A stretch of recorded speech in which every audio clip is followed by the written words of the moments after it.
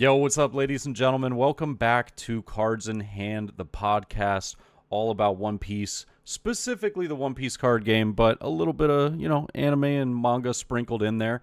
We are on episode 21 today, and ladies and gentlemen, we've got a good one for you. We do want to apologize, though.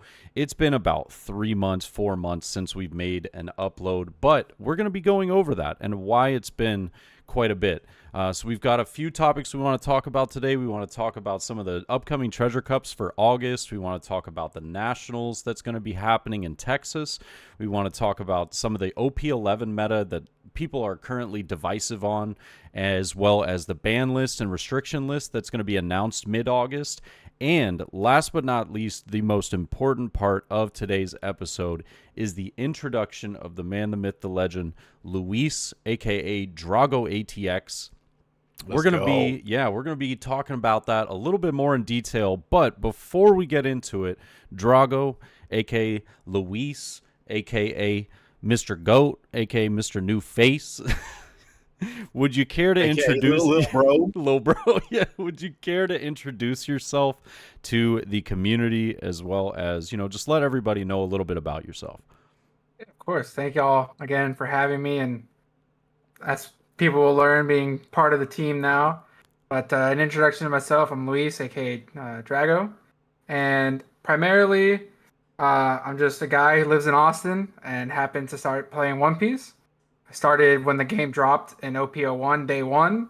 Friends were out scouring for boxes. I got FOMO, called out of work, went with them everywhere, opened boxes, didn't touch the game for 2 months, got hooked in OP02. Been playing since then, got my first top in OP06, and just been in love with the game, the community. A lot of it is just, so as a small background, since I was like 14, I was competing in Smash Brothers tournaments. So some people might know me from there, whether as Drago or Dragonite, as I used to go to when I was younger. Oh, nice. And so One Piece kind of took over that, like, oh, I'm going to locals like pretty much every day for Smash. And now and I was doing that for 10, 12 years. And so now as an adult, it's like, oh, I could do this with card games. My reaction time being worse doesn't matter, or me not liking the game as much doesn't matter. On top of just like small things like technically cards are an asset, even if they depreciate or whatever. So that is kind of cool. Yeah. And I just fell in love with the game and the community. I've always been a big One Piece fan.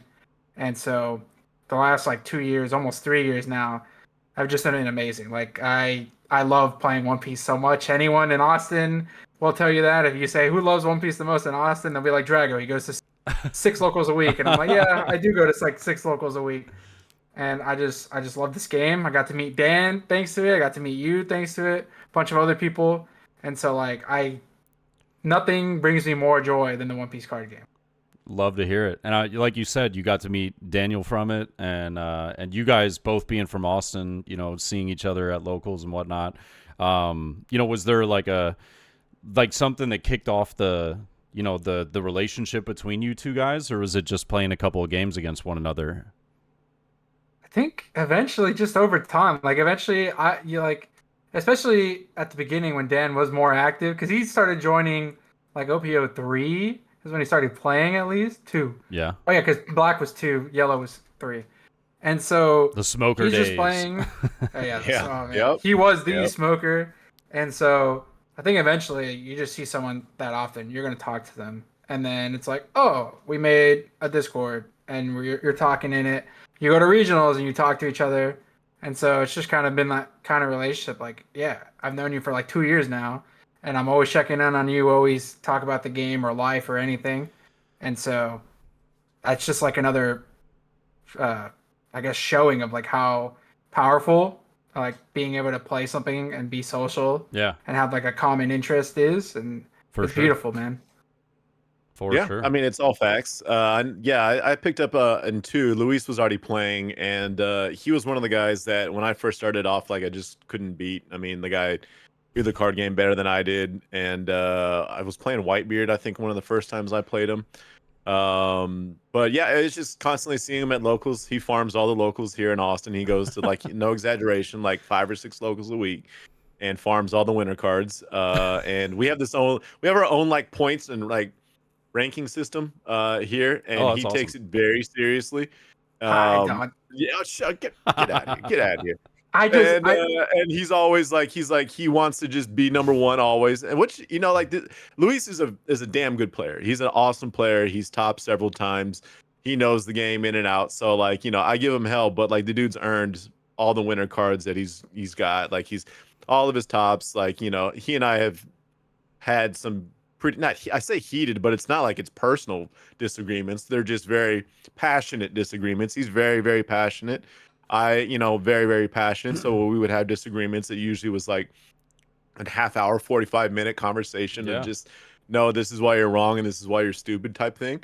But Luis was actually one of the first people in the community here in Austin that really was very friendly with me, and they're all friendly. They're all really cool guys. They all have their own personalities to them, but Luis was one of the ones that was just very engaged and very like just a good guy, just someone that I felt like kind of opened the door to the local One Piece community for me, introduced me to other people, and we're a tight knit group here. I say we, like, full disclosure, like the past 5-6 months I have not been as in attendance the way that I want to be or the way that I once was. But the local community is still very much like I consider them strong friends and family. Still, when I have the opportunity to go and hang out with the guys, it's one of those relationships with the community that it feels like when I go into an event or meet up at locals, it feels like I never left type thing. Like they're just a good group of guys. Luis kind of heading that pack, if you will. And then I remember my birthday stream. I think that's where it really kind of kicked off with Yeah. Luis when I had a birthday stream several years ago now. I guess Yeah. it was like 2 years ago. Mhm. And he was in there just like hyping it up and just, like he took some funny screenshots and threw them in Discord and, just was really supportive and really, enjoyed the content that I was doing, not only with One Piece, but Pokemon as well. So, dude's a hell of a player. I'd put him up against anyone when it comes to One Piece knowledge. And just a good dude all around. So, the idea behind this, and I'll just kind of use this as a transition into what Luis will be doing with the podcast along with Ian, is obviously my commitment is not as strong as I want it to be, with the podcast and quite frankly with One Piece. Like when I was doing the podcast with Ian, I was, saturated with One Piece. Like I loved every aspect of it. I feel like I could talk, provide knowledge, provide insight, and quite frankly, like with my full-time job and everything I've got going on, I don't know if I can really hold that title as much as I used to. So that being Yeah. said, I don't want the podcast to just die. Like I feel like Ian and I really did something special and fun here. I love it to death. And I didn't want to just be like, well, see you later, Ian, have fun. Like this meant too much to me. And I know Ian's put a lot of time and effort into it as well to just kind of let it fall to the wayside. So the idea is that Luis will come in here, Drago will come in and kind of, carry the torch, and do this podcast with Ian.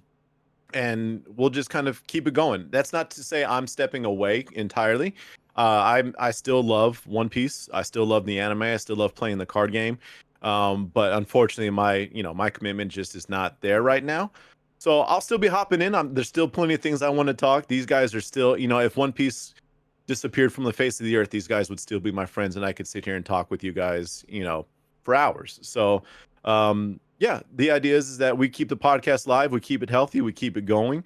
I won't be as present, but nonetheless, I think Luis, we couldn't find a better candidate to kind of take over this side of the podcast along with Ian.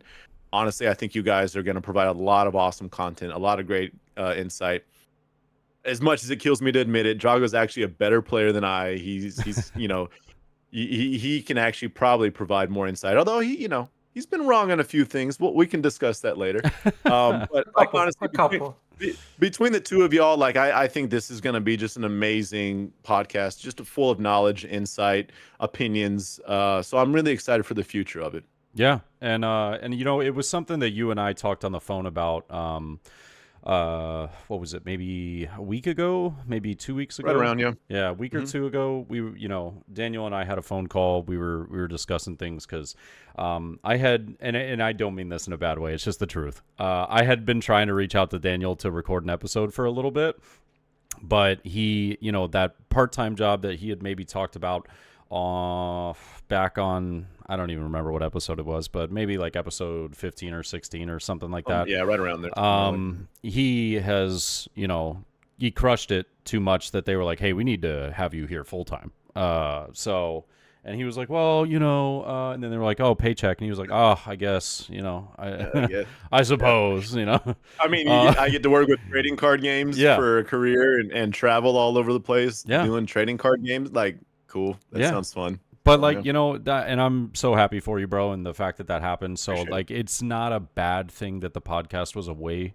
It was just it was maybe a time of a little bit of a break that was needed, just because you yourself were very busy. I myself also had other obligations as a fairly recently married man, and trying to plan out a lot of stuff with my wife towards our honeymoon that we're taking in a few months. That is more of an anniversary than a honeymoon, but it's both combined. Nice. Yeah, so that trip to Japan is going to be amazing. Let's go. Yeah, super excited about that. But now, like you mentioned, bringing Luis on here and having the conversation continue and continuing to talk about, a lot of the topics that we might have missed, but also a lot of the topics that are coming up that are very exciting or controversial, is something that I'm looking forward to in a very big capacity, because there's a lot of this that I talk about on stream very often with my community, but also random people that join and just want to hear opinions. The amount of people that will come in and say, what do you think is going to be on the ban list?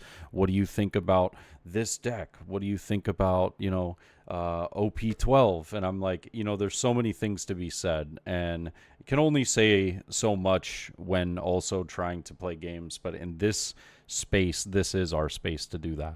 And, we can talk about everything. And I'm just excited to be back. I'm happy that we do have you here on this episode as well. So, again, just going forward, I know everyone that all of our listeners, whether you're on YouTube or Spotify, you've become accustomed to hearing myself as well as Daniel, talking about a lot of these topics. But going forward, it is going to be myself and Luis, and Daniel's going to make the occasional appearance, which is going to be great. So whenever we do have time for an episode to have all three of us, I can't wait for it.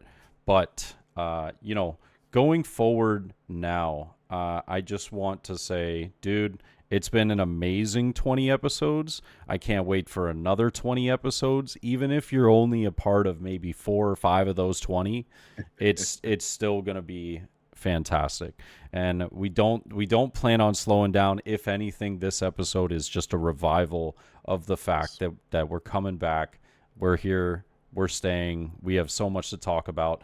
And you know what? To start it off, since we've had this introduction, I think one of the things that is really, like kind of exciting to me personally, that's coming up in the near future is the August Treasure Cups, but also the Nationals that's happening in September.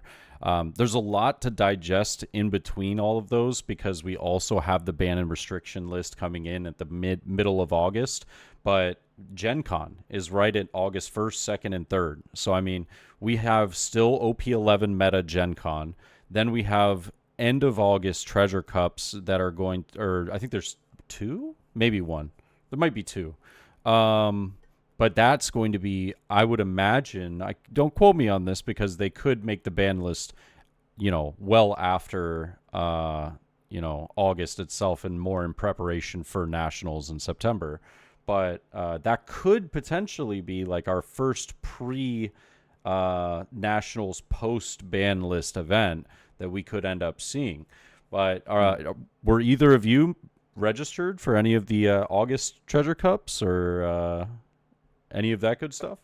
The Gen Con stuff was the first stuff that I didn't get to sign up for. Oh. At the time, I was starting a new job, or like I knew I was going to start a new job. Yeah.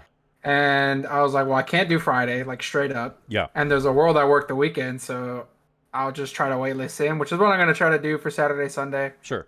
but was not able to do them. Same with like I think it's Card of Magic is the one at the end of August. Yeah, I think that's the 30th. Yeah. Yeah. And so not any of those, but hoping to get into some of the ones that actually go up this Sunday. Yeah, that's a good and point, whatnot actually. yeah. This Sunday, July 27th, I'm not actually sure when the release date of this podcast will be, so I'm not entirely sure whether this will be going live before July 27th, but I believe that, if I'm not mistaken, it's July 27th at 12 p.m. Eastern, so noon Eastern time.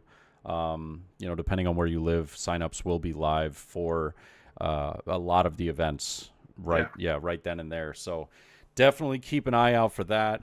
I'm going to be trying to sign up for those season 2 regionals. I think they have, I believe it was 4 online, or maybe it was 3 online. And then I think they have a few offlines, but I don't believe that those signups were on the 27th, but maybe I looked at that incorrectly. So it's 4 onlines. Yeah. Each weekend of October from like the 5th through the 19th. So it's not each weekend, but I think those 4 weekends. But there is an online at the LA convention, or an offline LA Convention Center, October 18th. Okay, so there is one offline. I couldn't remember whether it had one or not. I just remember I was browsing the website and I noticed that there were a lot of onlines, and one of my local shops is now like one of the official TOs. So the booster box is holding their own online treasure or regional, which is going to be pretty cool. So I'm looking forward to a lot of those. But I'm assuming, Dan, you didn't get into any of those events. I would imagine you're not signing up as much as in the past. I'm not, and it's actually twofold, because one, the obvious thing is just the time commitment thing. I just don't know where I'm gonna be. Well, I kind of do, but like things can change for me pretty quick. Like I leave out of town to go do things and so forth. But the other thing is I'm kind of in a deck crisis right now, to be honest with you. Like I don't know what I want to play, and I don't really enjoy the decks that I have been playing. So I'm in this weird spot of like, I don't feel good in the competing with the decks that I like, and I just haven't given the other decks that are like top tier that much of a chance, because I've been over this before. Like I don't like feeling like I'm trying to keep it PC. I don't feel like I'm just playing top tier all the time just for the sake of being competitive. Yeah. And so I can't play, like I'm just not enjoying, and I know this is probably like into OP11 meta. I just don't find a deck right now that I'm saying I love this deck, it feels good, and I can compete with it. I'm kind of in this weird purgatory situation right now where I don't enjoy the decks that are really all that viable right now, to be honest with you. Yeah, I mean, I'm having like this weird crisis in OP11. I love the deck that I'm playing. I thoroughly think it's one of the best decks in the meta, and I think that it's extremely fun to play. It's just, there's a lot of versatility to it and everything. It's green, purple, Luffy specifically, and I love it. The only thing is that I just genuinely hate blue, purple Luffy. It is just such an unfun deck to play against. I will say this, though. I will concede this. It is actually quite fun to play, because you do a thing that plays another big thing that does another thing, and it's like, and you search and draw, like you get to constantly draw cards, like you never have a hand, never don't have a hand. Like you just always have like an incredible hand, and even if you don't have an incredible hand, you're gonna find like Gum Giant or like Gear 2 or something, and you're like, yeah, I'm good. I'm chilling. You can buy time until you have an incredible hand. Like it's absolutely. It feels like there are times where it's such an unkillable deck, and it's very unfun to play against sometimes. But so that's why I'm in like this weird crisis, because I don't think that green purple Luffy exactly has like the worst matchup into it, but it's not great. And especially against like a really well-seasoned player, somebody that knows how to play blue-purple correctly, or just knows the matchup really well, it becomes very annoying. But I just I'm in this weird spot where I'm kind of like, it's like I want to dedicate a lot of time to green purple personally, but at the same time I know that if I do and then the ban list is very like adverse to my deck, it feels like maybe my time dedication might have been better spent elsewhere. So I don't really know, and I think that the ban list has kind of kept me from, feeling more confident in where I'm at right now with the list and what I want to be playing. But Luis, have you felt similar in that regard, like to where you've been kind of planning around or playing around what you might see in the ban list? So that's a good question. Basically, because there was no more important events for 11 until Gen Con, so it was like all of July was basically time off. Yeah. And if you weren't in Gen Con, you're basically done till 12, which is basically there's no events until Nats. Yeah. Yeah. And so we basically had like a 2-month off period for the most part, unless you're like very specific players that were doing Gen Con plus the Treasure Cup plus like I think there's like 2 in-person regionals the first week of September. Yeah. Unless you were like a person doing all of those, you had a lull. And so because of that, playing a deck as strong as Blue Purple Luffy, I stopped doing it because I'm like, well, 1, ban list, but 2, I don't have to like grind this for 3 months. Yeah. I can wait and like, oh, he like before we even knew the ban list was happening, I can take a month or 2 off, just play the fun decks or learn. Like I've been playing Kobe, Shanks, Blue Yellow Nami, just learning, like limit testing deck building and just seeing what's fun. And then I could come back beginning of 12 and just play Blue Purple Luffy for a month and I'll be fine and ready for Nats. So for me, for a month, you could play it for an hour and be ready for Nats, dude. I mean, you're not wrong. If you like that deck is so crazy. It is very fun. Like that deck. So I mean, true. it's like the first deck in the format that actually gets to play big bodies and not just lose. Yeah. Like we haven't had a deck that can do that since probably OPO1 Kaido. And Yeah. even then he had his struggles because RP either Luffy. there's too much removal or the decks are too fast, and now it's like, you yeah. can, because it's so broken and we can play 2 big bodies. Like everyone wants to play big bodies. Like everyone for the longest time wished Tenkas Kusan was playable. Yeah. But he wasn't for a very long time until recently. Easy. Recently. Yeah. Lucci's And brought now- him back. And now he's good. But like everyone wants these cool 10 drops and 9 drops to work. Yeah. But generally speaking, they were either too weak or too slow, whatever. And Blue Purple's Luffy's like, what if they're actually good in this deck? And so for that reason, it's fun to play. But as you mentioned, I mean, playing against it is an uphill battle and a half. It's just miserable. It's not fun. But and you bring up a good point as far as like it is kind of introducing that ability to play a lot of the big characters. But I also think that there are decks like that already existing in the game. Like Bonnie plays a lot of big characters, like a ton of bricks, a ton of big characters.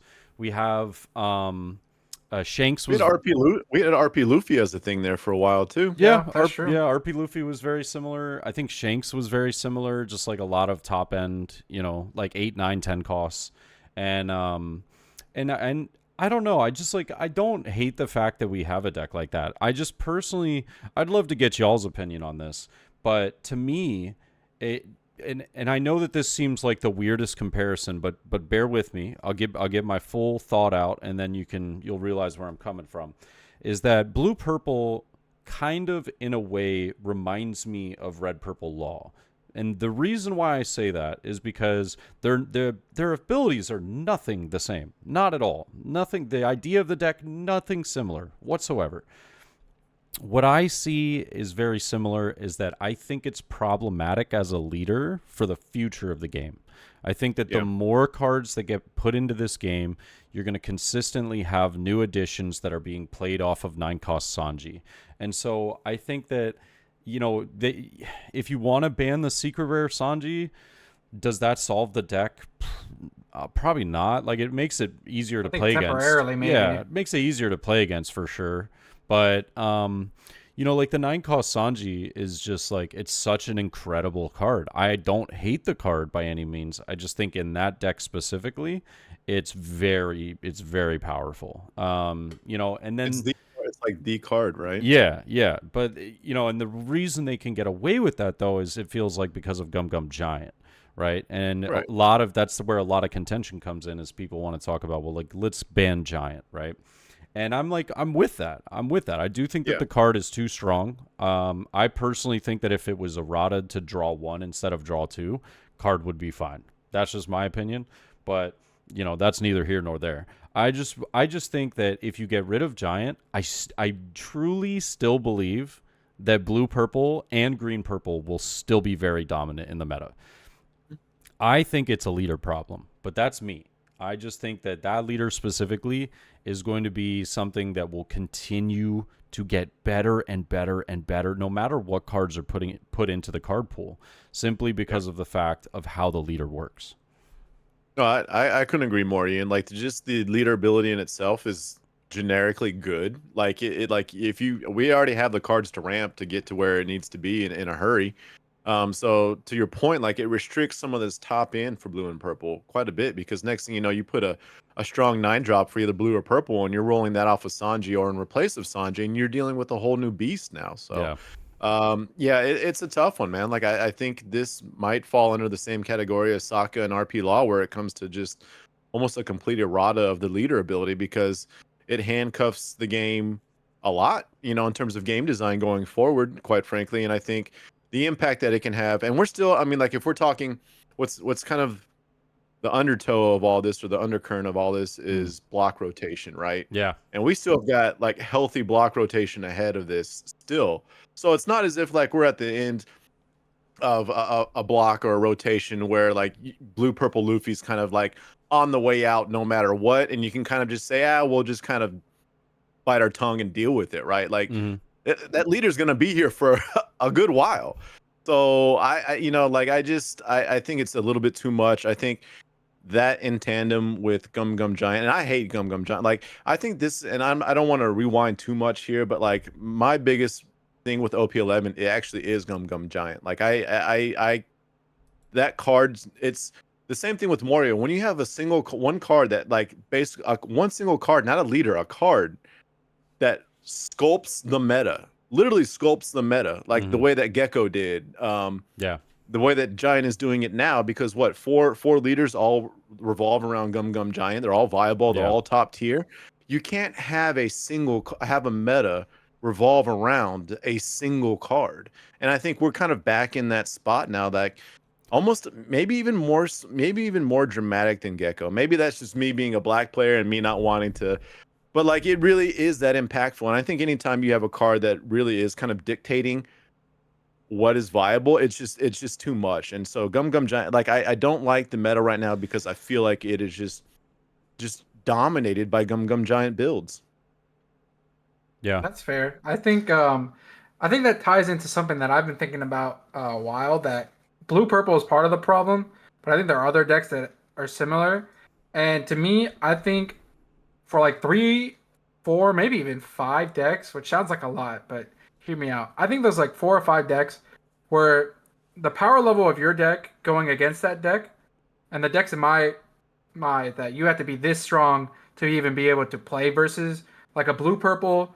I think it goes for blue purple Teach, Buggy now with the starter deck, and then to a lesser degree blue Nami and yellow NL. I think those leaders and then to a certain degree Green Zoro in the next set, Bonnie, you have to be this tall to even like consider playing the game, and you're probably not beating them. But if you aren't at least this good, you cannot exist. Like this fun deck cannot be played. Yeah.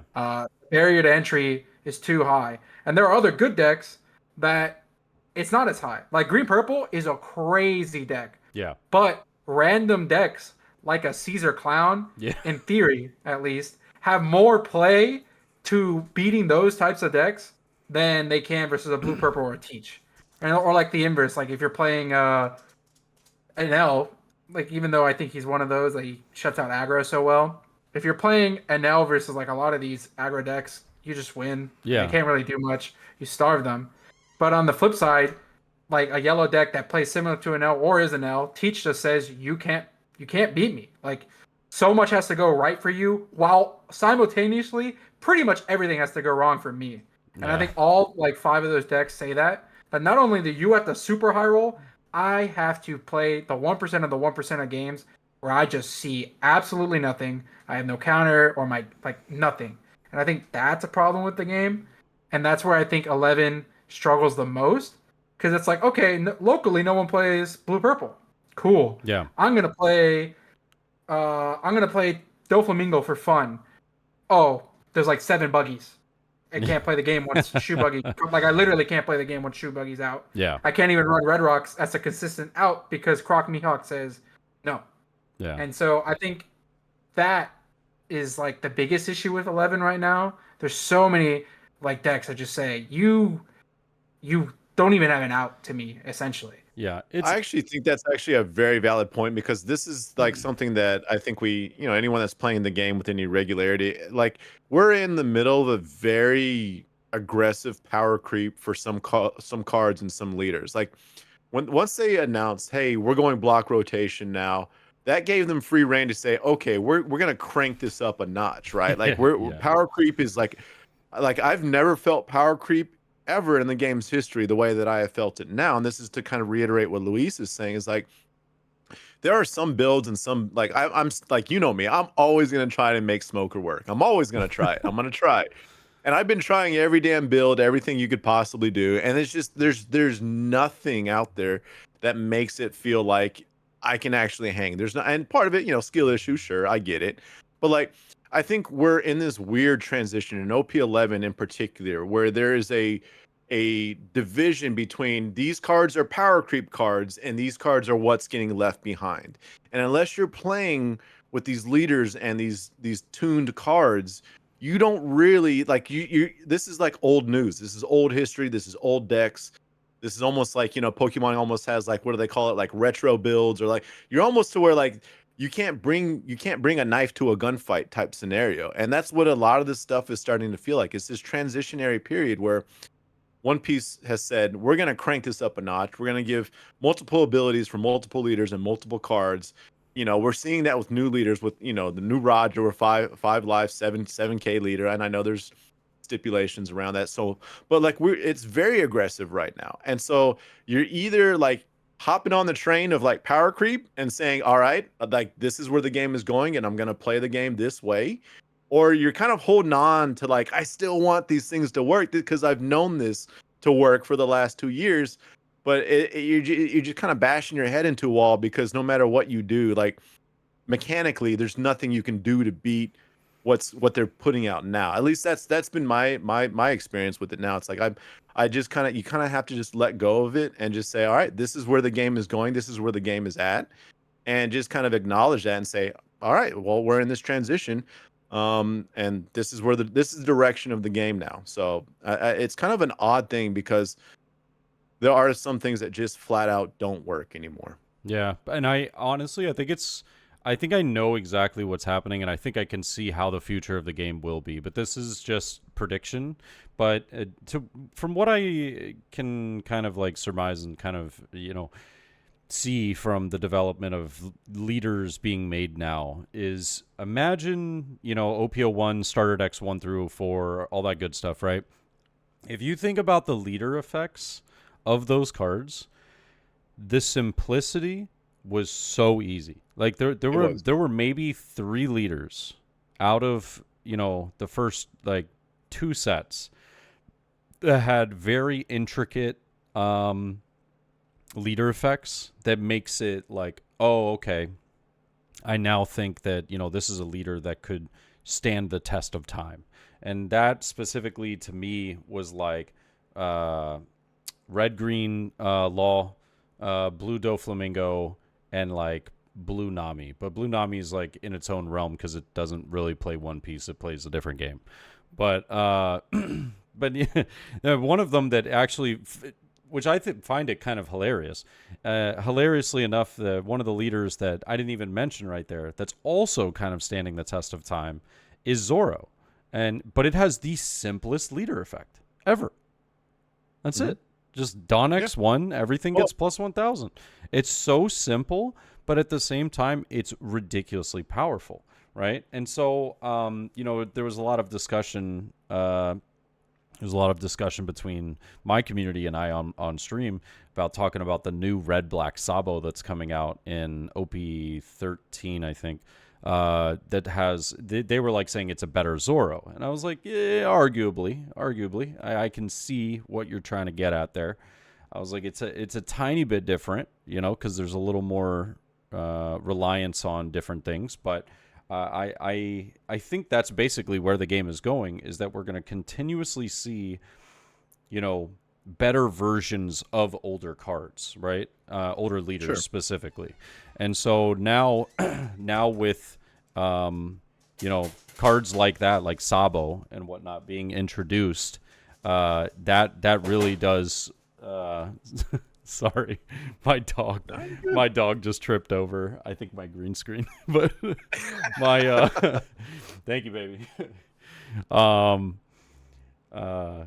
Yeah, so like with cards like that, I think that the way that the game is going to progress is eventually it's going to get to a point where, you know, like the power creep and like how, you know, the effects of leaders are going to be insane, right?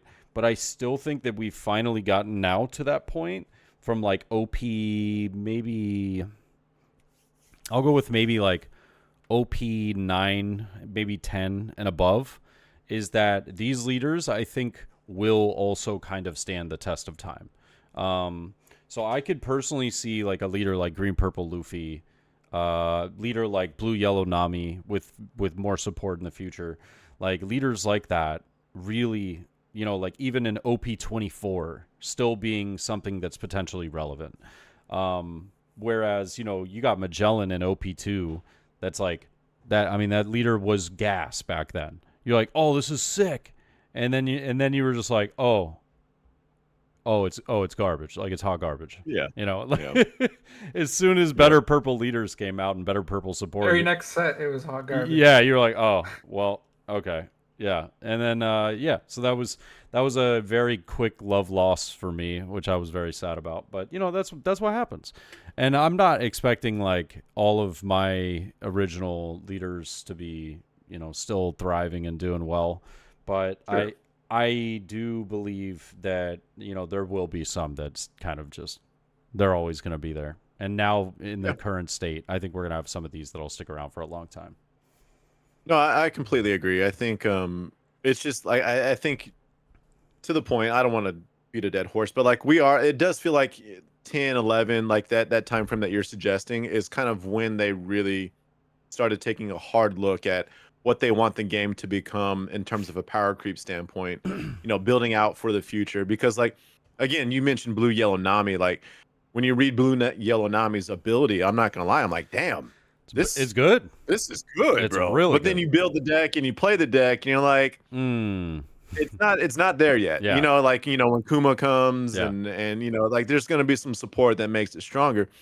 But like, you could build a bad, like if depending on what cards they print for blue and yellow, that leader has serious potential to be that leader's super good. Super good. I mean, but you know, but again, I think we're in this stage, you know, this is all very strategic, obviously, because when they announced block rotation and they gave them freedom to say, we don't have to deal with this mess anymore. We can almost like revamp, recreate, reinvigorate some new abilities and some new powers with these leaders. Yeah. And they're taking that liberty right now. They're like, all right, well, let's do. And like when you read something like Rayleigh, you know, from was it 12 or 13? I think it's 12.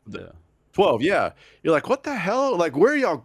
Like when I read that, I was like, this sounds terrible. You know, like two events for a 2K power buff, and I can't play anything above a 5. Like, what is going on here? Yeah. But like, it's actually doing all right in Japan. No, right now. Yeah. But then you go and you watch Japanese gameplay, and you're like, oh damn, okay, yeah. And it's because of the cards like the 4-drop Luffy that you know that they pair with that deck and and so forth. All but the like, 0 costs as well. Yeah. Yeah, 0 cost card is wild. So it's fun, it's exciting. I think for people like myself, like I still enjoy the game. I love playing it. I'm just having a hard, like the transition is a little difficult for me because I am so accustomed to the way the game used to play for the last 2 years. Yeah.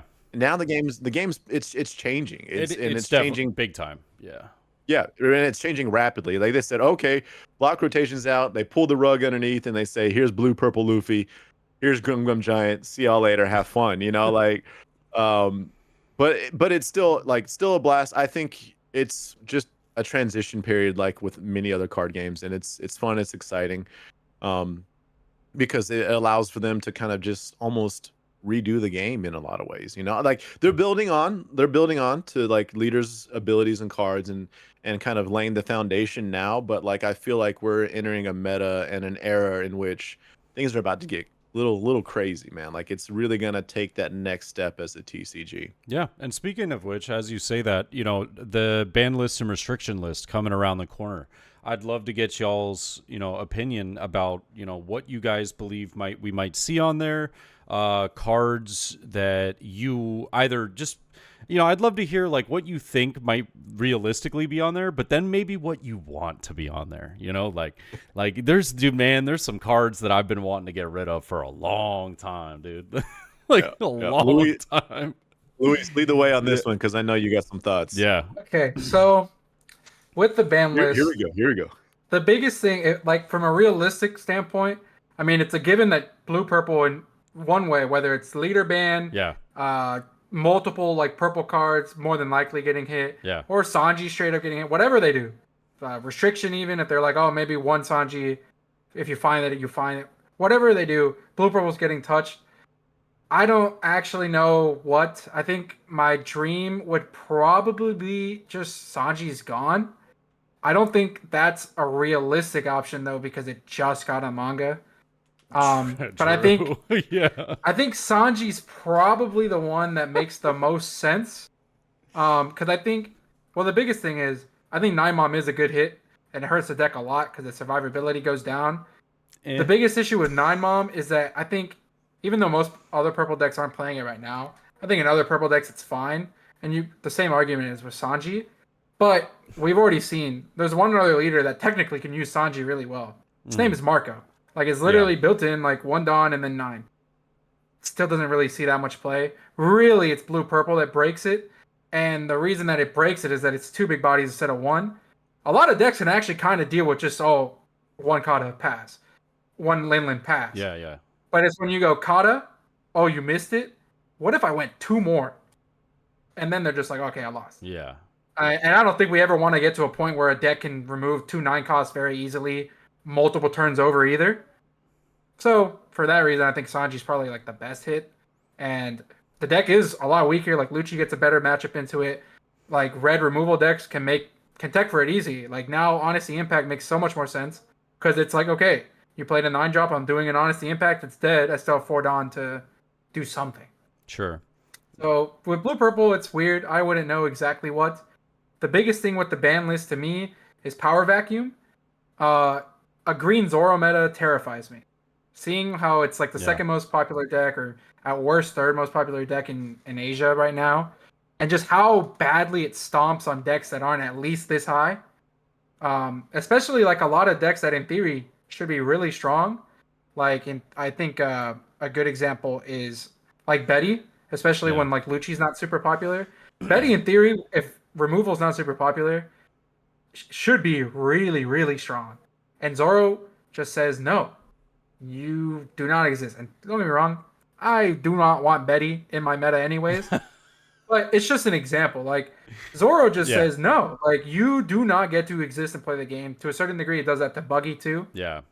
And so, living in a world where it's like, okay, green's going to be really strong because we didn't really touch anything but purple. And it's like all these things that rest my stuff, and they get to starve me easier. And then in the late game, they have 1 to 2 cards, whether it's Dead Man's Game or Hody Jones, to say defense either doesn't exist or is significantly like lessened because of my effects. I don't want to be in that world either. So it's actually interesting. I don't mean to cut you off, but you only think that purple's going to get touched.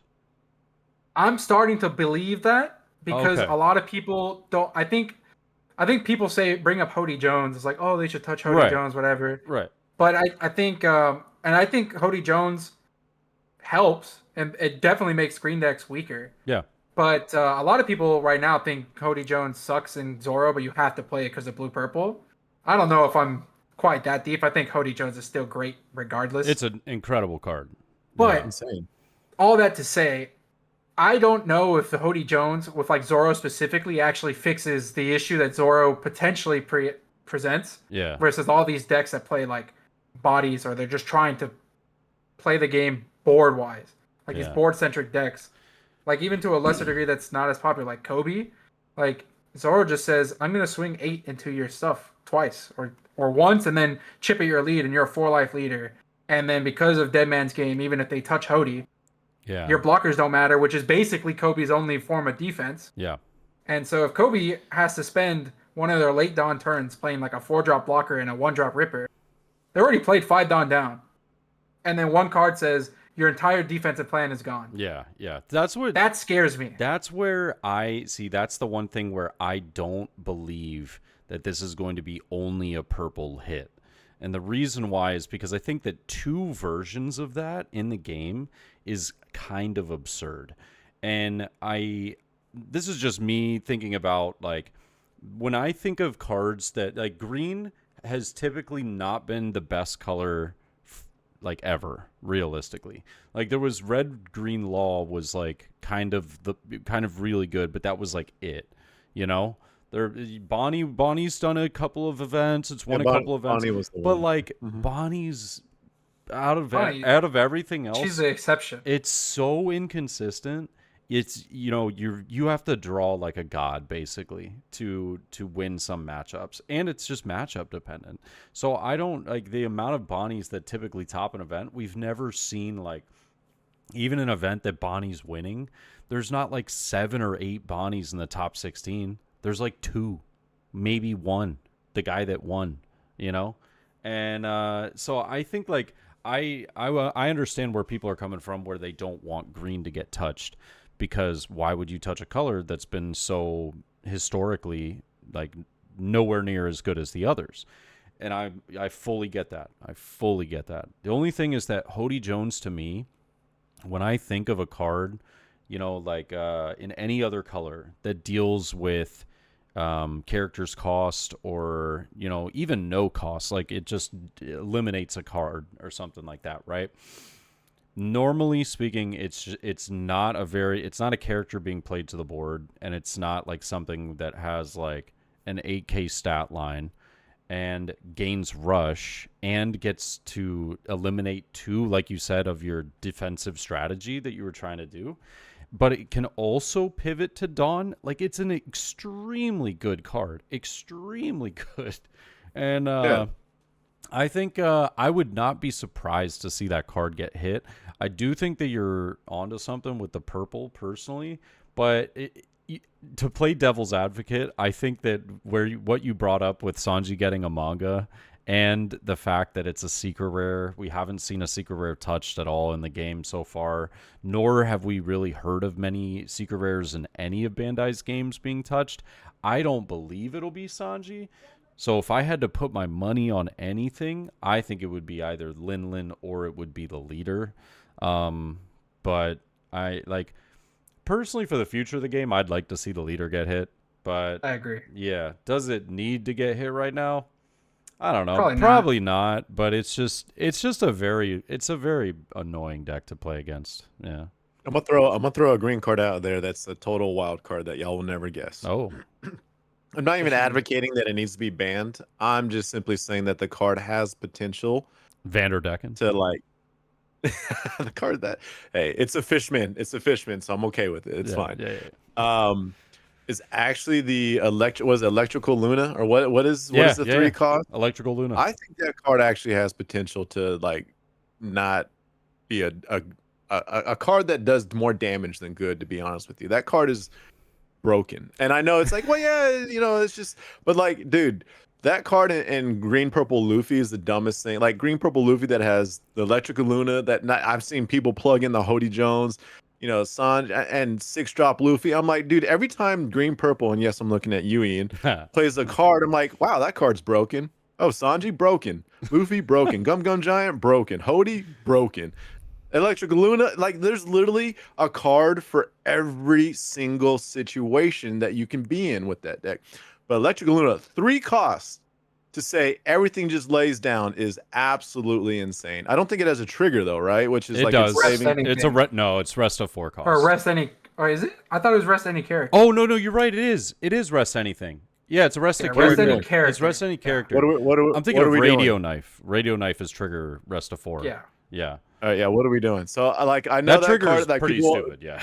people will laugh and scoff at that, but like I think that card is actually overtuned. I think that's like a little too much. And if Yeah. there's a scenario in which that card can get abused, that card is so easy to abuse. So I know and then I don't think it needs to be banned. Like I think it's fine, but like this, I could see myself like 6 months down the road and being like, I told you to keep eyes on this card because this card can be a problem. And I think you get way too much value for 3 Dawn out of that card, to be honest with you. Dude, I played against a Bonnie the other day that I've never seen a Bonnie run that card. And they were like, oh yeah, I took out all my 10 cost Stophies and put this card in instead. And I was like, bro, what? No. And it just absolutely destroyed me. I was like, oh man, all right, well, GG. That was a insane. That card probably more so than a lot of cards. Like that has the potential to be abused. Like just a crazy amount. Yeah. So Insane. I think tech. we've been random really thing. lucky that it hasn't been played more. Like Yeah. of that is because blue purple exists. So like it was really It's good really in 10 bad, and yeah. EB because Dofi's the big bad, everything's 7 or less, and then the next set it's like, well, what if we made the best deck play 7s or more, or like 8s or more? Yeah. And so this card is like useless. But now if blue purple's getting hit, and we look at 12, well, Zoro's good, and they don't run that many 8 drops. Oh, Rayleigh's good, and they're all 4 or less. They're all 4 or less. Obviously, the green purple mirror, everything's basically hittable, and so I can see. I agree. Like to Luna me, would be it's like a kinda 3 of for surprising. sure. Yeah, I'm surprised Luna is like that what it the hasn't trigger is ever seen for. more. Yeah. Yeah. I mean, it's an OPO7? 8. Is it 8? I think. OPO8? Yeah, Okay. for carrot. Yeah. OPO8 card. I mean, there's probably the reason why we haven't seen a lot of it is specifically because the only green leader that's been realistically in the game since then is Bonnie. Right. And Bonnie doesn't need. And Bonnie doesn't need it because it was running 10 cost Ophi, and it had the 5 cost carrot with the addition. So it just felt like I don't think the meta was like super wide at that point, as it was more removal destruction based with like Lucci, Gecko Moria, a lot of like Marco, Bonnie, stuff like that. But yeah, I think that's a good point. Personally, I think if I were to say what cards I think will get banned, I'm leaning towards quite literally like exactly your idea, but not your cards.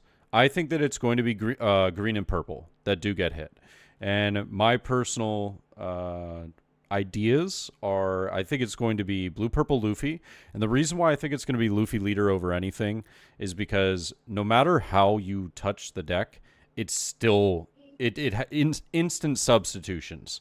It's still going to be so good. Like if you get rid of Lin, who cares? I'm now just going to add in 9 cost Luffy, or I'm going to tech in the blue cost or blue 8 cost Luffy, the secret Luffy that now I'm bouncing cards when attacking, and the rush Luffy. Yeah, the rush Luffy. Mm-hmm. So now you're just playing more aggressive. You're not starving anymore. You're not playing this game where like, oh, I'll just survive forever, till like the 9th turn when I have 5 9Ks on the board and can just swing out. But they'll just play more aggressive, and so it doesn't really change the deck. It just changed how the deck is played. So I don't think 9 cost Lin can be a solution. You can't really. Red Rock's not a problem. I've heard people say Red Rock's a problem. I'm like, dude, you can't play 2 in a turn. You can only play 1. So like, you remove 1 character off the board, and if your opponent's playing low to the ground, that's now the biggest brick in your hand ever. If they're playing tall, you got rid of 1 card, and I would say probably odds are good that the card that they played already got its value. So like. Right. It doesn't feel like Red Rock that's not worth touching. No. You could get rid of Katakuri. I think that would actually be kind of a big hit. I'm not gonna lie. But it's very. It's a really good card. That card's insane. It's actually really that good. Card's insane. Like you get 3 Katakuris played on you, and you're just like, okay. See, that was one thing I was talking about with Luna. So the reason why Luna is absolutely the worst card against blue purple is because even if they attack you, and you just go, oh, trigger, rest your Katakuri or something. They go, okay, restand it.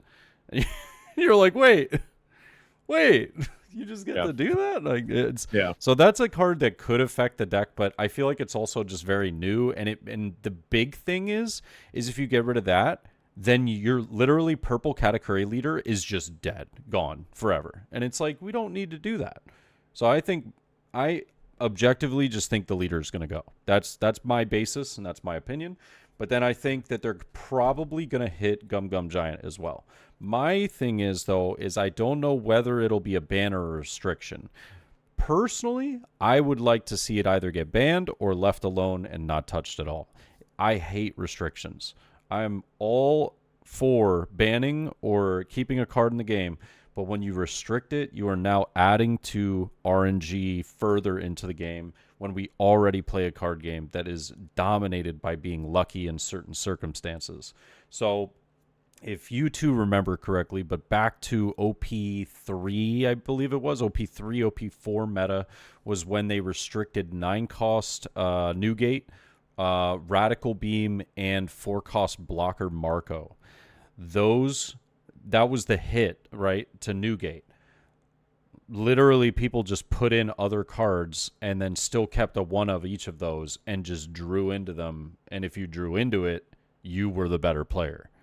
It's like, you could argue it actually made the deck better, to be honest with you. It legit did. It made people think of a different build for Whitebeard that actually it ended up were like, shaping. oh, wait, this is actually better. What have I been doing this whole time? Yeah, no, absolutely. Dude, people started playing the Straw Hat package, and it was like immediately everyone went, oh my God, what did they do? So that's the thing is I'm not a fan of restrictions. I don't think restricting that card is a great idea personally. If you've experienced what we did in OP2 or 3, I think it was 3. I don't remember. It's like 3 into 4, maybe it was 4 into 5, one of the two. Yeah, it was one of the two. Oh, actually, it might have been 4 into 5 because I think that was when I was like, oh my God, and they actually ended up banning temporary ban on like Nami, Curly to Dawn. No, yeah. So actually, I think it was 3 into 4, and then that was 4 into 5 when they did that. Yeah. But that was when I played Green Purple Luffy, or no, excuse me, Green Purple Dofi, and I was crushing, dude. I was like, yes, this is the best time ever. But that was a cool leader. It was a cool leader, yeah. But that's my thoughts on that. And then I do think that Hody Jones actually has a chance of getting hit. I really do. I think that it's a not because Green deserves it. It's because of the card's effect. Resting 2, like. Dude, if you have 2 10-cost, I mean, this is a bad example because that deck has no on-plays, but, like, let's just imagine a world where you're playing against a deck that has 2 10-cost Marshall D. Teach blockers on the board, right? And it's somehow not Teach that negates on-plays. But, like, just 2 10-cost blockers. Just envision that. And you can just rest both of them? Like, it's bro, insane. What? For a 7-cost card, you get to devalue 2 turns of your opponent? Like, immediately? That's absurd. That is absurd. So I am of the mindset that Hody Jones might get hit. We could see something on the Dead Man's Ashura game, the 1-cost event coming out in OP12. I just doubt that they would hit a card that's coming out in their next set preemptively, but they have done it in the past. So I don't know. I don't suspect it. I think it would be Hody Jones over it if I had to take a guess. No, that's fair. I mean, we've all talked, Ian, you and I, Luis, we've talked about how insane Hody is. Just an absolutely ridiculous card. So wouldn't be surprised there, but like I think we also need to kind of look ahead. Because the way that the power creep is moving, there are cards that I feel like they banned or leaders that they banned in the past that actually would be fine in today's meta, to be quite honest with you. So it's like, I think the timing of these cards, maybe they need to tune that a little bit more. Hody feels almost like it was like the like broke the pavement for the new power creep, right? It was like the card that says, I'm just not going to play this version of One Piece. I'm 6 months ahead of you guys, like I am the reckoning of what's to come for One Piece.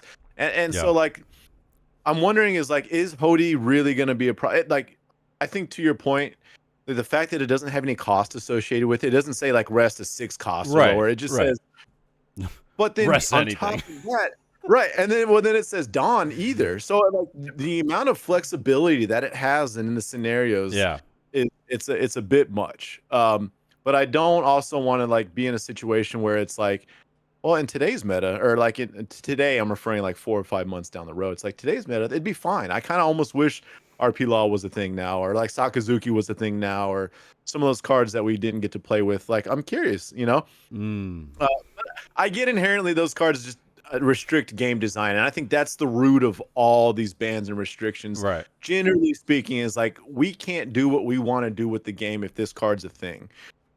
So I just think those two leaders are, dude. I could never see them getting unbanned. They're crazy. No, I agree. It's too much. It's too much. Yeah. But I wanted to circle back because you said you actually feel. It sounds like you feel pretty indifferent about Gum Gum Giant, and I want you to look at this as not as a green purple Luffy player, but subjectively. Yeah. Do you feel? Well, I guess I kind of want to like dissect this. Do you feel like Gum Gum Giant is a card that kind of shapes the meta by itself? I think that the card is, unfortunately, like I've compared it to Ice Age. So Ice Age was a card that is, unfortunately, it was just one thing too good. If it was a 1 cost -4, I actually think it would have been balanced. But it was a 1 cost -5. And I think that was a big reason, and it was navy, which was like literally the color for black, or the archetype specifically. So Gum Gum Giant, in my opinion, it's just too good. It's just too good. Like, it should have been +4K draw 1, and not like you get a completely hand neutral +4K for 1 Dawn. And like, you can make the argument that the Dawn -2 is relevant, but in the vast majority of decks, it really isn't. In the Luffy decks, like you're just fine. You like get to 10 Dawn and then you just do it and you're like, cool. Well, like in green purple, it's the only punishing deck where using Gum Gum Giant or using multiple Gum Gum Giants can be like, it's a necessity, but it's also a potentially game losing necessity. Excuse me. But I would say that the card should have been draw 1, or it should have been +3K instead of +4K. And I think that would have balanced the card and not really made it such a Luffy meta. You know what I mean? Right. Because it does define, like, yeah, it does define the meta to a degree, because how do you play? You have to think about, in the past, you had to go, how do I play around Gecko Moria? How do I beat this 8-cost card that brings out 2 things and does that, right? Now you have to think, how do I get around my opponent leaving up 2-3 Dawn and just getting out of every swing ever? You know what I mean? Yeah, you got this. Yeah, like you just can't, But so that's why I do think to a degree the card is problematic. Like, there were multiple ways that it could have been resolved. It could have been a 2-cost card. 2-cost card like Dawn -1 +4K, because like then you have to leave 6 open to use 3 of them or something like that. Like, sure, basically you just passed your turn and didn't do anything, So I don't know. I think the card, even as somebody like objectively that loves it, I love the card. My God, it is my bread and butter in every Luffy deck I play. Dude, I've been eating good in OP11. Oh, I bet. I bet. But but it's 100% broken. It's just a little stronger than it needed to be. So I'm like fully on board with seeing it banned. But I just really hope they don't restrict it. I just hope it gets banned or it just stays in. And yeah. And I agree with that philosophy. It's either like, a crap or get off the toilet type thing. Like, are we going to do this or are we not? Like, is this a card? Is this how we play the game, or is this not how we play the game? Yeah. I agree. I think another, like, what we don't really acknowledge often as well is that this has such a huge, massive, well, maybe I'm being a little too dramatic. To me, it greatly impacts builds. And what I mean by that is, like, and this may be just to the power creep that I've been referring to, like the new era of One Piece, is that traditionally you would have a minimum of 6 blockers, usually 8, sometimes 10 blockers in a build. I think you can say that for a healthy amount. Outside of like, red, that just is like unga bungas, aggro. They're not really too concerned about that. Yeah. But like now with Gum Gum Giant, you don't like blockers. They almost like took away the need to have blockers. Like quite frankly, not entirely. There's always like we're seeing a lot of one drops that are kind of back in the scene, back in the fold now. The 8-drop Katakuri, but like let's be honest, dude. Like you can go to 0 life and have 2 Gum Gums and like 5 cards with no blockers, and just be like, cool, like do whatever you need to do. So like it almost like took out, said, all right, well, with these 4 blockers, those are now 4 Gum Gum Giants. I've got a minimum of 2 other spots, up to 6 other spots that I can now use liberally to help build out this deck. And I think that changes how decks are played and like how defense is structured in One Piece. And I think like, again, I'm not saying it's a bad thing, but it's not just like a rad beam or something like that. Like it completely changes the builds and like how you want to like theory craft purple going forward too. Because let's be honest, if you have 2 or 3 Gum Gum Giants and no blockers, like You're like, fine. Yeah. I'm chilling. It's all good. So I think it's just insanely it's just like it's too impactful, way too impactful. Yeah. to piggyback on that, I think you're right that it does change the amount of blockers you need, and on the other flip side of it, it also changes the amount of bricks you can run and how greedy Yeah. a list can be. Yeah, you could be very greedy. And so I mean, green purple is like the perfect example. 8 2Ks and like legit half the deck is bricks. It's like 30. And then blue purple to a slightly less degree. Like, yeah, we're gonna run these like events like I mean they're necessary. God Thread is very good, especially when you play it on 5. But the reason you're still running 4 instead of just finding basically any other ramp card is because Giant can pitch it. It doesn't matter. Giant can pitch it. We're good. Yep. And so I think for both ways, it's like, oh, I don't need as much defense. And then I also can be greedier with like these top end cards or these tech cards even, because like maybe it's a very like unimpactful 1K. If my entire hand is 1Ks and 2Ks, I'm getting rid of this like tech 1K that normally you wouldn't run, but because I can just pitch it in the mid game because you swung at my board or whatever, and I'm like, oh, yeah, I'll just draw 2 cards and get rid of this tech card that I won't need for this matchup. Like it warps deck building for purple, and then to beat purple, which is basically only purple Straw Hats, you have to warp around it, and that's where like all the green decks starts coming in. And then I think that also leads into a different problem where I don't know if Hodie's getting hit. I wouldn't be mad. Same if like DMG got hit, even though it probably isn't because it's so new. But blue purple Luffy is basically the only deck in the game that consistently can just be like, I don't care about Hodie once I put like 1 Sanji down. Yeah. Those 2 9Ks will win me the game. Now I can just play a small blocker, pass a 5 up. Good luck. Yeah. Yep. No other deck really has the luxury to do that. Just for the audience, by the way, for anyone that doesn't know, DMG is Dead Man's Game. That's the OP12 1 cost that's going to be coming out. I just know I was actually thinking about it for a second. I was like, wait, what? DMG? What is it? And then I was like, oh, Dead Man's Game. Yeah. Dead Man's Game. Yeah. And so, like, and you can, I always use this example. Usopp. I think in theory, Usopp is like a really strong deck and should never like not be trash. Yeah. Usopp can't live in an environment where green is like the best deck because its only form of defense is blockers. Yeah. And so, even though Hodie has the versatility to say, oh, you started running barrier, but you only have 1 Dawn up and 1 blocker, it doesn't matter. But you're never going to run barrier anyway. But at its core, Usopp's defense is blockers, whether it's a chump blocker or a big blocker. And both those cards say no. And like very efficiently. At least with something like Nuso Hachi in the mid game when it's not as easy to slam as a Hodie because let's say the opponent's healthy because you were just like clearing board, like because that's what Usopp does. Okay, I'm going to play Hodie because I don't care about the life take and rest your blocker. And I had this body on even if I didn't kill you. Usohachi, if they would use it in that way too early, it's like, oh, they lost a 2K. There's 1 less down. The body isn't threatening. And so, or if you somehow live like the onslaught, they lost a 2K, where Hodie, they didn't lose a 2K. If anything, they drew a card that could be a 2K. And so I think people get maybe not confused. Like, they lose sight of how strong some cards are just because they're really good versus best deck. Right. And even though this isn't necessarily related to the ban list, I think the inverse also happens. Deck can be really good, only lose the best deck and they think deck sucks. Yeah. It's like, no. Yeah. If the only deck in the format that beats me is blue purple, I'm probably a really good deck. But because blue purple beats it, people just forget.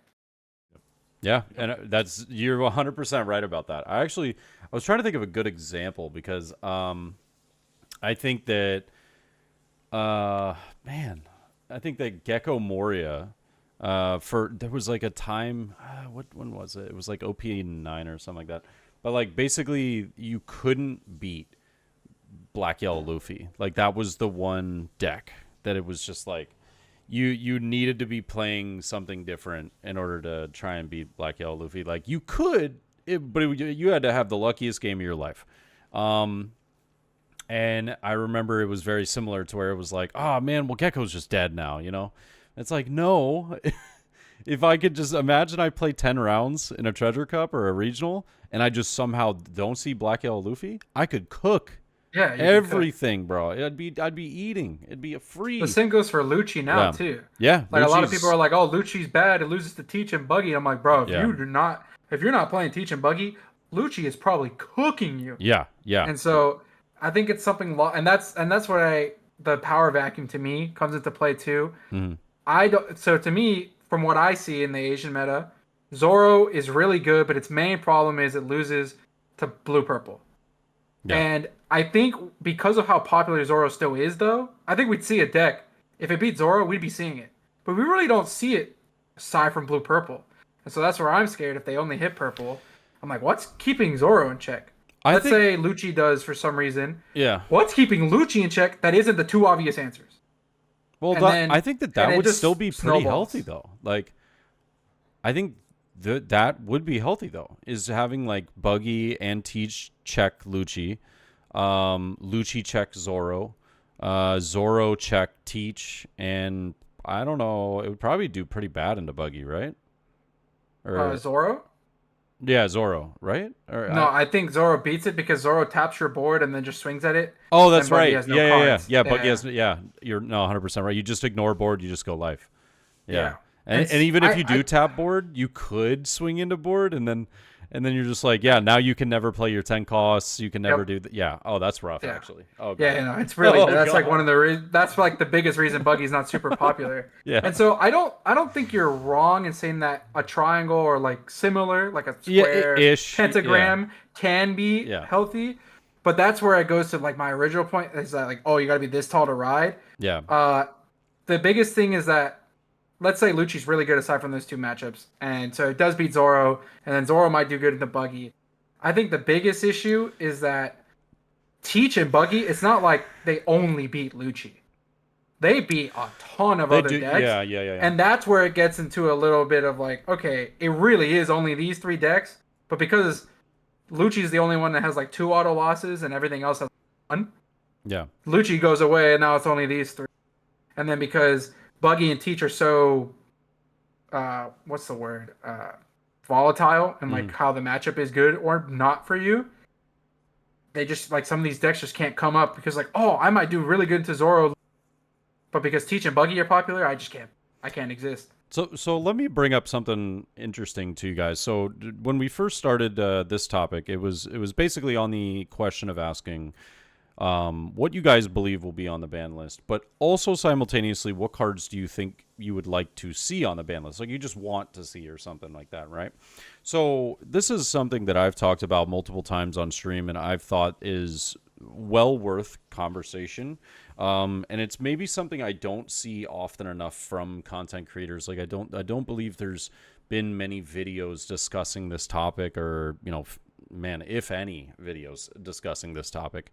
But stages. So in every banner restriction list, not every, but almost every banner restriction list, we've seen some form of stage be hit, right? I think there's like 3 stages that have been hit so far, or is it 2? I think it's 3. I think it's just Moby Dick and his lobby, no? His lobby, yeah. Was it not one more? I thought it was like Marine Ford or something. No. Oh, okay. No, I think it was just those 2. But so those were pretty good stages, right? So one thing that I've always talked about is, and I'm actually, this is just a quick curiosity question for you, and then I'll get back to my point. Do you know how many colors have stage removal in this game? I think it is. I mean, it's black as a Tempest Kick Sky Slicer. Yellow has at least one with Braum, the 3 cost. Is that it? Maybe there's like I think there's a purple card that does it too. Do you know, Dan? No, but this is funny because this is Ian's like Jehovah's Witness moments. This Yeah. is literally like Ian has like I love. He's had these moments before. He's like, these damn stage removals, these completely I'm not gonna steal all your juice. Yeah. But like, this is like Ian knocking on the door and be like, my brother in Christ, can I interest you? Have you heard of our Lord and Savior stage removal? Yeah. This is Ian. So let me ask you about stage removals. Yeah. It's crazy, bro. So there's 3 colors. 3 out of the 6 that have it: red, yellow, and black. Black. Oh, I remember the red card. Black barely has it. It has like I think 1 card. Red I think has 2 cards actually, and then yellow I think has 4 or 5 cards. Right. But that's it. That's it. There's no other stage removal in green, blue, or purple. Right. So my thing is this is one thing I would like to see. It's not going to happen, but it's just a want of mine. Is I would like to see stage removal. Like a universal stage removal, kind of like the 0-cost events, kind of like those 2-cost events that they added in EBO1 that were like, oh, search any 4-cost or higher card, right? Blah, blah, blah, this, that, and the other. And I personally would like to see some universal form of removal. But since we're probably never going to, because we're like on OP 12 or 13 and we still have an uninteractable portion of the board, which is legitimately insane. Like, it is mind-boggling to me that we're still here with this game. I would like to see those 1-cost stages that allow you to look at the top 3 of your deck after trashing a card and pick up exactly what you're running in the deck every single time. It's absurd. It's annoying. It's absurd. The fact that they get to have a every turn search for the rest of the game that I can never interact with or get rid of is ridiculous. And so I'm like, dude, if you take that out of Reiju, you take that out of Blackbeard, you take that out of Bello Betty and the Red Black Sabo that's going to be able to use that Revolutionary Army stage as well. And there's a 4th stage. It's Impelled Down. Green Purple Luffy. Yeah. No, that's not a search stage. I mean, it's still uninteractable and really strong. strong. It is interactable. Yeah, it's uninteractable for sure. But is it nearly as strong as every single turn look at the top 3 of your deck and pick up a Straw Hat type card? Could you imagine, bro? If they made, could you imagine?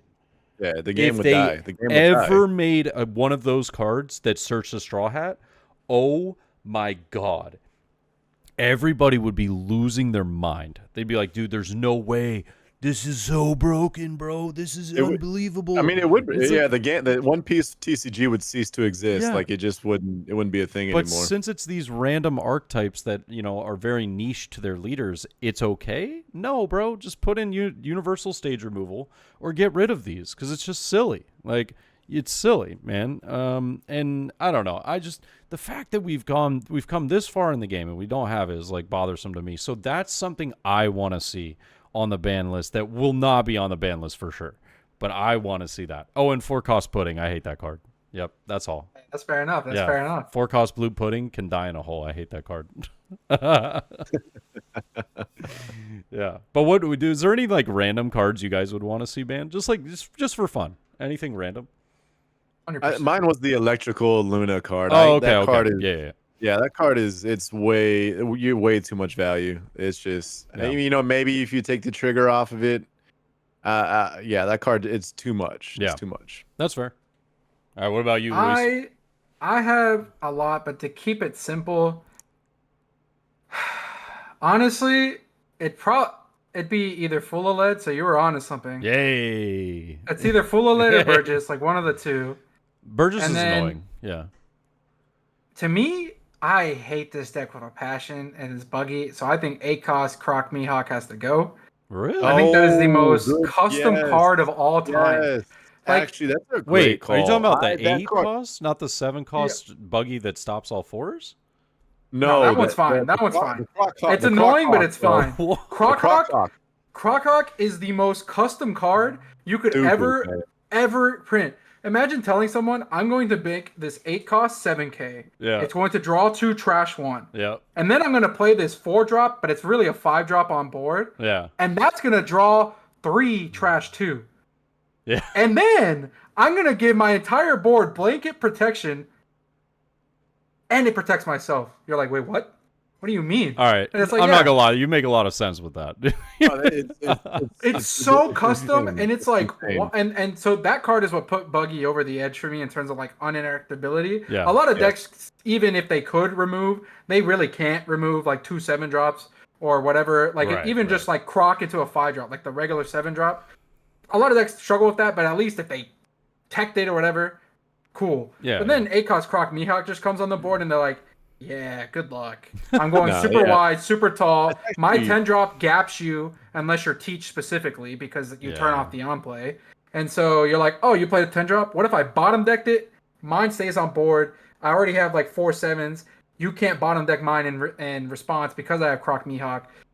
And that's why I think Buggy is like, obviously it's not top tier, like winning everything, but it's good. Yeah. But it's one of those where like, dude, if you don't play basically blue, purple, if you don't play purple or teach, you just lose to that deck more often than not. No, that's a great shout. I think that card is that. That one was a mistake.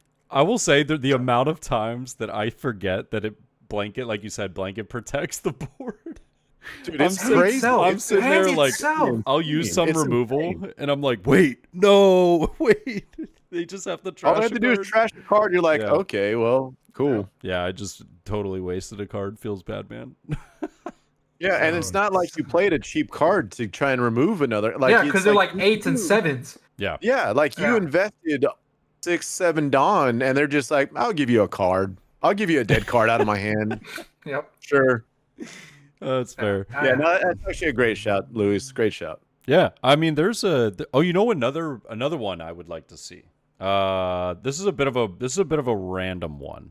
Well, I shouldn't say it's random. Okay, I take that. I fully take that comment back. Actually, it is not random. It is targeted because, dude, you know what deck has won like 7 events here as OP11 has been out is Bello Betty. Okay, Bello Betty's been dominating here.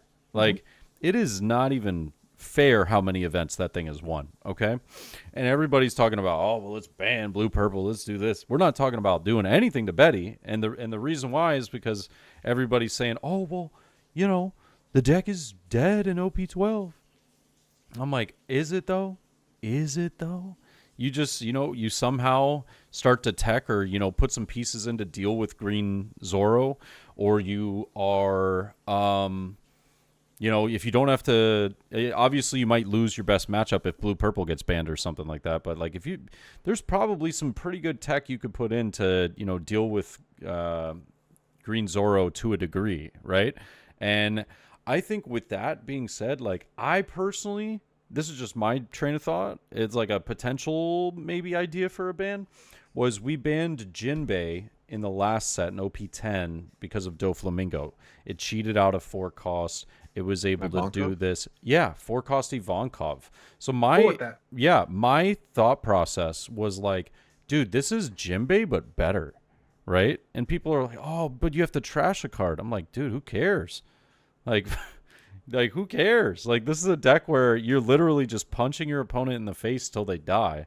And it's like, all right, now that we've done that, you don't care about trashing a card as long as I'm playing out, like I'm cheating out Karasu.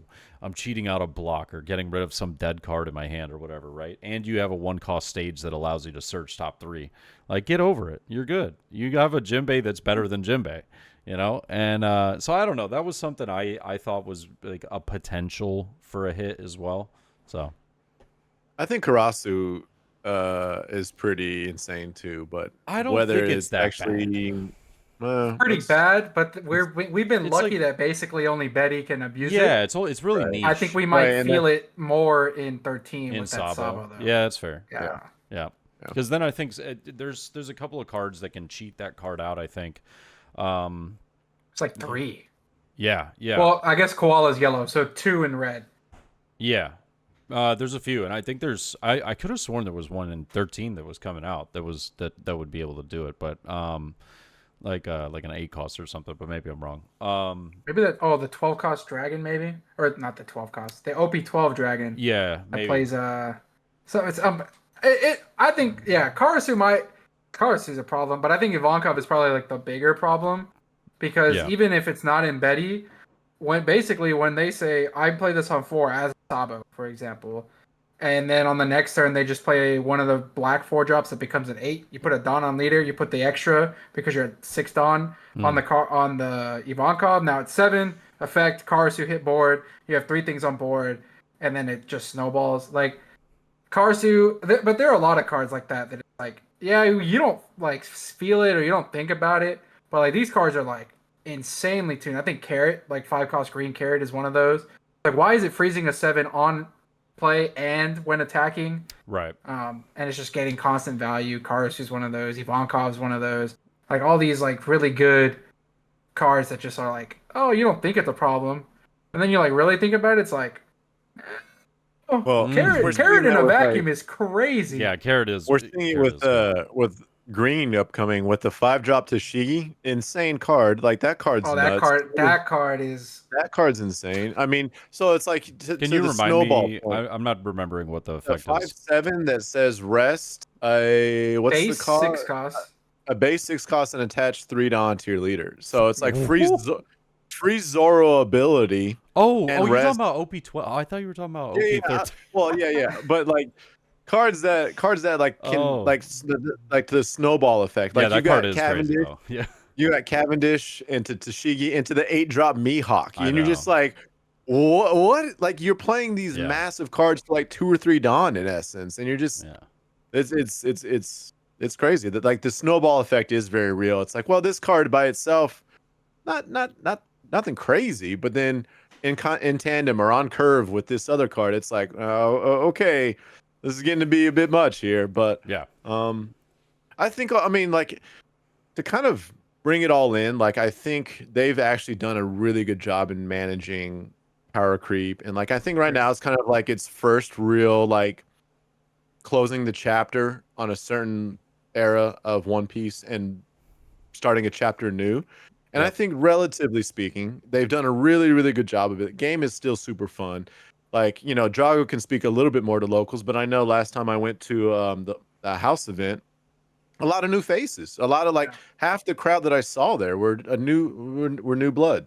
And so it seems like it still very much has the appeal. Like if you look at One Piece TCG collectively in terms of where it ranks in the other TCGs, you know, Magic, Pokemon, Yu-Gi-Oh, it's right there with the best of them, and it's maintaining. We're going on 2 years plus. So like, you know, we're talking bands, we're talking like, well, what are they thinking? Well, we're at 2.5 2 ish. points. So so maybe a little bit close. It's technically 3 in August because that's when the Super pre-release came out. That's true. Yeah, it's 3. Wow. It's 3 years. But the official release wasn't until December. December. Yeah. But like, you know, like I know we're talking bands and like, you know, what are they thinking? But like collectively, they've done a great job with designing the game. Super fun. Super like. I agree. Yeah. I think it is. You know, I think there's this weird period where there is going to be a fall off of some people because of this transition, but I also think there's going to be an influx of new people as well. Yeah. So super interesting. I am a little bit concerned for it being a little too layered. You know, like almost not. I didn't play Yu-Gi-Oh, so I can't really speak too much of it. But like, the concern that I'm having with like multiple abilities for one card or multiple leader, it's like it just becomes very stacked. Like I do this, you do that, then I do this, and like it's just like it almost like convolutes mechanics a little bit when you get like a little too layered, if you will. And like you, to the point that you made, Ian, like we'll call it the first rotation, was super straightforward, right? Super basic. Yep. Like, you know, if a card couldn't be like Borsalino, 4-drop Borsalino was like seen as like a crazy card because we thought that you're was like, broken. Oh my god, you can't KO this card. What are we gonna do? You know? And now it's just like the card's not even relevant. So I hope like it maintains a certain level of simplicity while also trying to be more dynamic. And I know that's a really fine line to walk and it's tough, but I don't want this to become another Yu-Gi-Oh where it's just like all these things take place and then I love the fact that it was very accessible for anyone to be able to come and play One Piece. And I want them to kind of keep that in their mind as they go to kind of design the game further out. Yeah, and you know what?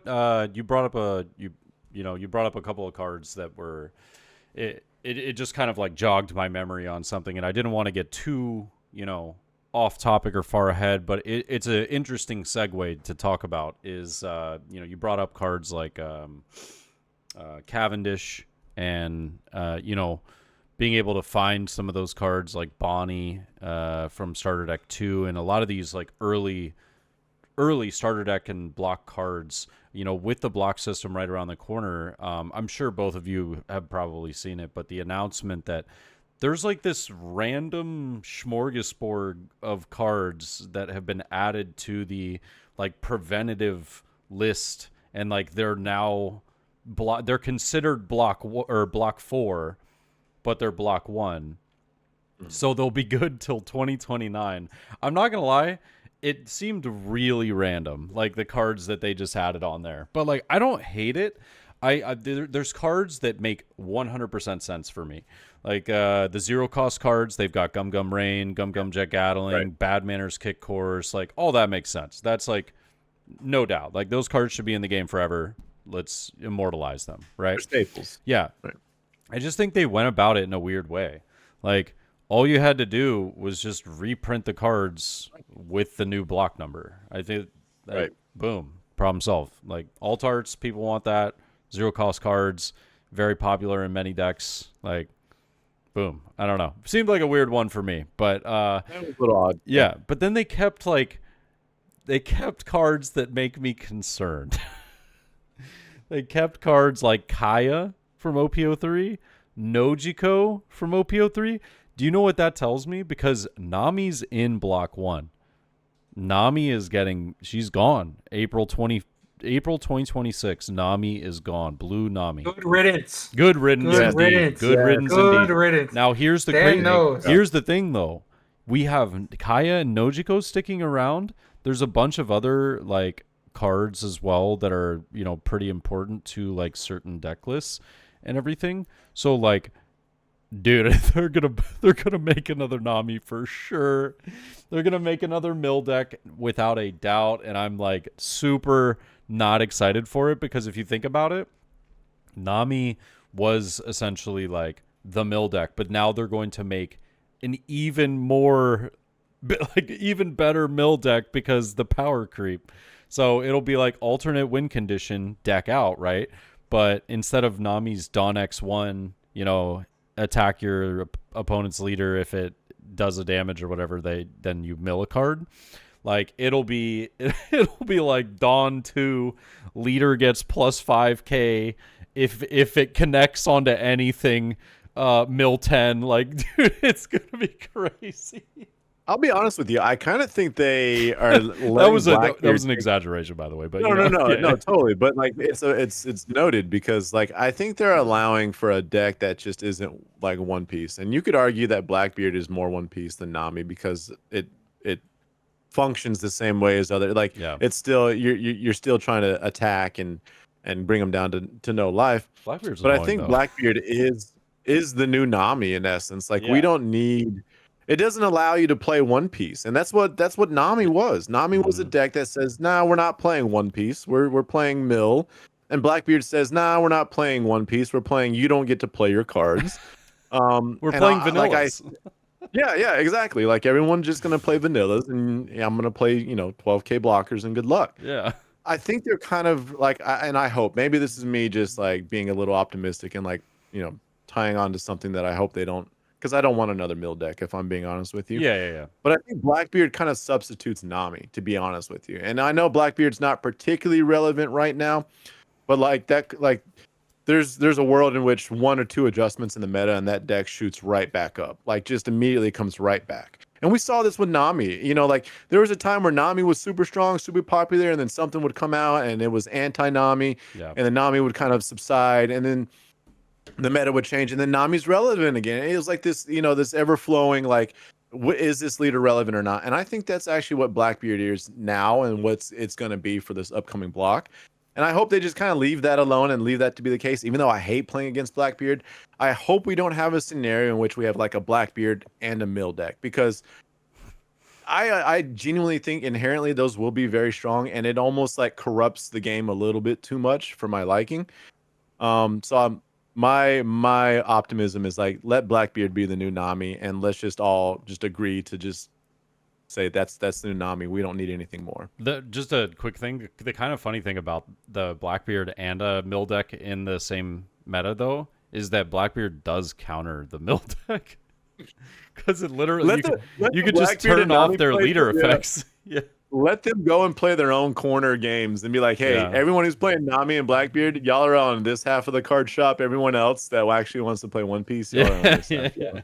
No, it's pretty funny. Like, I mean, like, I won't lie, after watching like Unlikely Hero, aka Adam Cisneros, play Nami, that guy's a god. Like, watching him play that deck actually makes me respect it. But then I watch others and I'm like, God, I hate this deck. Like, like he is the only person I think I've ever watched play that where I'm like, oh man, this guy he sees things differently. Like, he's not playing One Piece obviously, because everybody else like, he's playing a different game. But like the game that he's playing is very impressive when I watch it. I'm like, wow, he sees the game differently than every other Nami player. So like, I have nothing but respect for that guy. But he's like he's in a league of his own. Yeah. I think you can attribute that more to the player, and it's like what we saw with shoot, I'm forgetting his name, that was banned out in Singapore for a while as part of the Noel. Yeah. Noel with Bonnie. Like Dogo Noel B. seems like he was doing things with Bonnie that I don't think really any other players could really do. Like, he was winning matchups that I think more were attributed to his knowledge and the way he perceives the game, as opposed to the leader in the deck. And I think that, you know, you'll find those players every now and again that are just like, they just see things differently and they know how to have that coincide with their deck and their leader. And, you know, to your point, the Nami, and I think we saw that with Noel, with Bonnie. He could beat any matchup with Bonnie. It's just because he just sees things a little bit differently. For sure. Well, gentlemen, I think that we have a lot of, you know, kind of like exciting stuff coming up past this ban list, past nationals, and going into OP12, you know, like right before nationals, but like with the ban list and everything. I think it'll be very interesting to see whether this is coming out prior to nationals, like kind of like what believe it was the last Nats that was it the last one, or maybe it was the one that was in, I'm trying to remember. The first Nats, which was last September, they banned Law like a month or two before. Yeah. Oh, I want to say it was like a month or like 3 weeks or something. Yeah, it was very... RP Law was like right before it. Yeah. Yeah. So I think we could see something very similar here. And I think it would be very interesting. It would shake up a lot of stuff. There also is a chance that, depending on what they do, Europe is like, I think like 3 weeks to maybe a month before our Nats. So they might even be, their Nats might be happening as this ban list is announced. So they might actually still just have to play blue, purple, green, purple meta. And then we might have to play after it. So I don't know. It'll be very interesting to see how it shapes out. Yeah, I think we had a great discussion about, you know, what is going to be happening, what is currently happening, but it's good to be back. I think that's where I kind of want to end on, is just saying, one, thank you to both of you for being here today. Thank you to the amazing audience and community that we built that have either been listening on Spotify and or on YouTube, and, you know, just greatly appreciate all of you guys for sticking around. And if you're tuning into this and you've listened all the way to the end, checking out the future of Cards in Hand here, this being episode 21, but realistically, this is episode 1 of, the second season, if you will, of Cards in Hand. What? This actually coincides with like this weird transition of One Piece, right? Like, this is kind of like the chapter 1 of Cards in Hand. We're kind of closing that, and we're starting a new chapter 2 here. Mm-hmm. And I think it couldn't come at a better time, because to the points we were making earlier, like One Piece feels very transitionary, like right now. Like I think 12 is where we can finally say it feels like 1 foot in, 1 foot out of the old meta and in the new meta right now, at least for me personally. But 12, it's like, okay, we're fully like committing. We're going into the new meta, the new power creep. And so is Cards in Hand podcast. So what better timing? And 21's my lucky number, was my number in all my high school sports. So there you go. Like it's just the writing's on the wall. And to reiterate, Ian's sentiment, I can't say how appreciative I am of everyone tuning in, being a part of this journey. I am not as active as I'd like to be, admittedly, but does not mean my love and my passion for the game and actually the anime. I'm still grinding the anime. Just finished up Punk Hazard, so nice. It's been a slow grind, but we're getting there. But a massive thanks to Ian, and a big thanks to Luis for kind of stepping in and helping out and being a part of this. I know I'm very excited for the content that y'all two will create together. Just doing this podcast, I'm like, damn, when can we schedule this next one? Like, I'm already ready to do it again, guys. But before I forget, though, Luis, you've got your own content channel on YouTube. I think you just broke 1K subs. So, like, in this whole mix of conversation, we got to plug our boy over here. It's going to be all over the screen while we're talking today. So it'll be for our Spotify audience. If you don't know, no, even Spotify, really we're allowed to upload video now. Yeah. Don't let this boomer talk about any like. Yeah. No, you're good. We got video now on Spotify. We're good to go. All right. So Drago does a great job with his content. Does a lot of like I said, he farms all the local tourney, kicks everyone's ass, and then laughs at them, and then turns off the camera. So it's actually pretty fun. But he does a really good job of, like, he plays every single leader. Like he truly does. And he tries to get spicy with some builds. And so good content over there. I'd suggest subscribing to his channel. Check out his stuff. Y'all already know Ian's still rocking the streams, still kicking ass on YouTube, Twitch every night. So really happy and excited for the direction this is going. Heck yeah. Well, again, just thank you to everybody. I think we're going to sign out here for this episode. But Luis and I looking forward to bringing you guys a lot more topics and a lot more things to talk about, all One Piece related, especially when it comes to the card game. And yeah, I'm looking forward to being back, and welcome back, I should say, to the community, because I know I've been getting so many people that have asked me. They're like, dude, where's the next episode? So here we are. Well, y'all need to get some games in too. That'd be really entertaining to see you two guys play too. Dude, so for sure, whether it's webcam or sim, we'll make it happen. Definitely. Nice. Yeah. But thank you again, and guys, just look forward to the next episode. Luis and I will definitely be here. Dan is a maybe, hard maybe.